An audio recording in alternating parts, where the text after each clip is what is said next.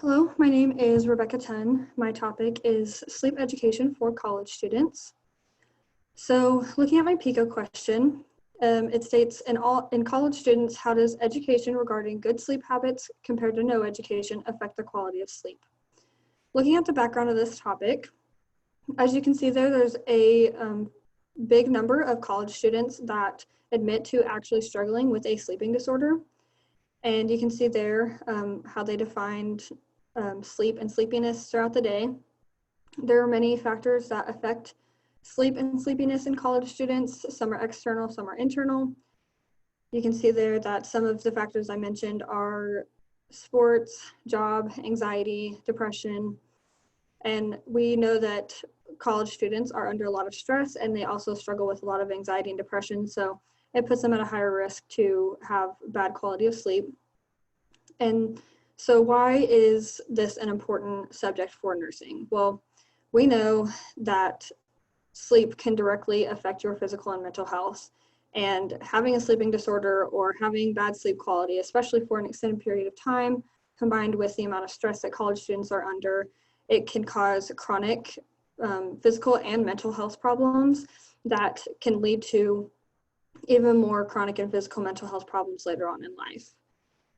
This can also, bad sleep can cause decreased performance, and not only in their academics, but also in their extracurricular activities, whether that be a sport or in music. And many college students are on a scholarship for these things. So if they are not performing in their activity, it can directly affect their ability to stay in college. And a major issue is this greatly increases their risk for suicide. And we know that there are increased rates in adolescents and young adults for suicide. And just having inadequate sleep can greatly increase the chance of one of these students being at risk for suicide. So looking at the literature review, at the bottom section there, underneath those two pictures, you can see some statistics that are involved in this topic.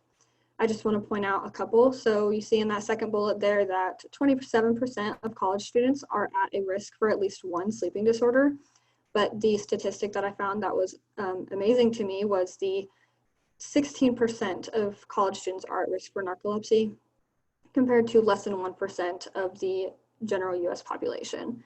They couldn't completely figure out why this was an issue, but that is obviously a great increase from less than 1% to 16%. It also states there that sleep has a direct correlation with GPA, graduation rates, retention rates for colleges. So those are other things that would concern a college if colleges aren't just directly concerned with students' mental and physical health. Graduation rates, GPA, and retention rates are big issues for many colleges around the country. Looking at the top section there, a bulk of the literature that I found regarding this topic were about two online education programs called Sleep to Stay Awake and Sleep 101.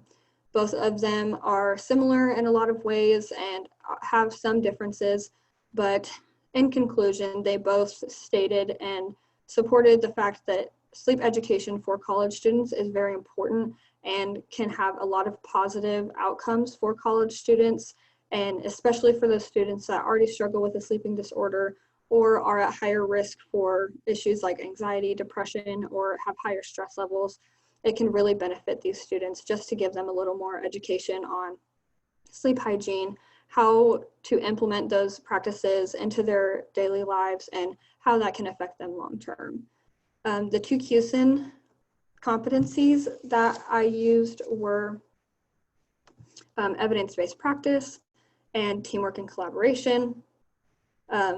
Evidence-based practice is obviously something that's very important to nursing as a whole.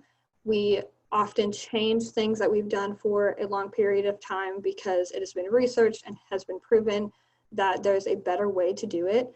And so we use the evidence found in that research to use best practice for our patients. And I think that that is something that should also be implemented in this case for these students to have the best quality of sleep that they can get.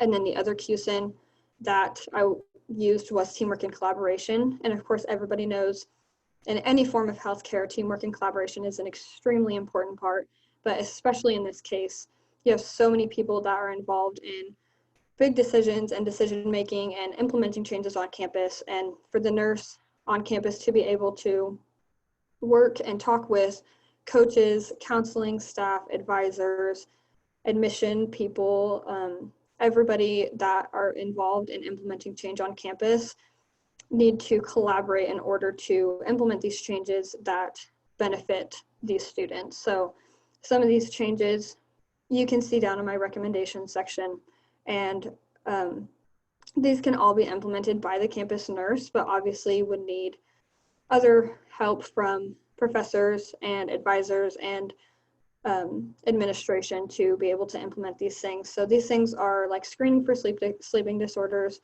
For example, it could be something as easy as implementing this within our freshman class that we make all freshmen take their first year, freshman seminar. And if these students they take this screening and they are at higher risk for a sleeping disorder, we can get them further help and get them that education that they need to prevent maybe even worsening those symptoms or having more issues with sleeping disorders in the future as they move on throughout their college career. Another thing would be advocating for no 8 a.m. classes. There is research supporting that college students have a harder time learning and comprehending information presented in 8 a.m. classes, and developing napping locations. This may seem simple, but especially for students that live off of campus or travel a long ways to their campus, or students that don't have time to go back to their dorm or their house or their apartment in between classes, just having a place to close their eyes in a dark place for a short amount of time is very beneficial to them. And then also enforcing dormitory quiet hours. We all know college dorms can be very loud, very noisy. It can be very hard to sleep. Even at 1, 2, 3 a.m., college students are up partying, playing video games, doing whatever, and it can really affect the quality of somebody's sleep if they're struggling with it. And providing sleep education to not only the students, but also to college health providers, wellness counselors, and health administrators. So for example, we have an on-campus counselor here at Bethel College, and we also have 2 clinics, Axtell Clinic, we have an NMC Health walk-in clinic, and we have health ministries that are all very close to our campus.